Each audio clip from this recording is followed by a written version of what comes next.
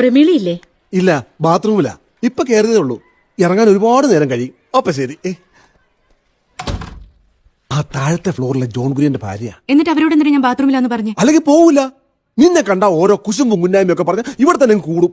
ഇന്നവരെ എന്തെങ്കിലും ചെയ്താൽ നാളെ അതിന്റെ പേരും പറഞ്ഞ് അവരുടെ ഭർത്താവ് വരും, പിന്നെ ആങ്ങളെ വരും. എന്തിനാ വെറുതെ പൊല്ലാപ്പ്? മനുഷ്യനെ സ്വസ്ഥമായിട്ട് ജീവിക്കാൻ വിടൂല. നിങ്ങൾക്കിത് എന്തിന്റെ അസുഖ? എന്നെ ഇങ്ങനെ ചില്ലുകൂട്ടിലോട്ട് വളർത്താനാണോ നിങ്ങളുടെ കൂടെ അയച്ചത്? നിനക്കിവിടെ ഒരു കുറവ് ഞാൻ വരുന്നല്ലോ, പിന്നെന്താ? ഒരു കുറവില്ലേ? എനിക്കിവിടെ ആരോടെങ്കിലും ഒന്ന് മിണ്ടാനുള്ള സ്വാതന്ത്ര്യം ഉണ്ടോ? തനിച്ചൊന്ന് പുറത്തിറങ്ങാൻ പാടില്ല, അയൽവക്കത്ത് പോകാൻ പാടില്ല. ഈ ഫ്ളാറ്റിലുള്ള സകല ആണുങ്ങളുമായിട്ട് വഴക്ക്.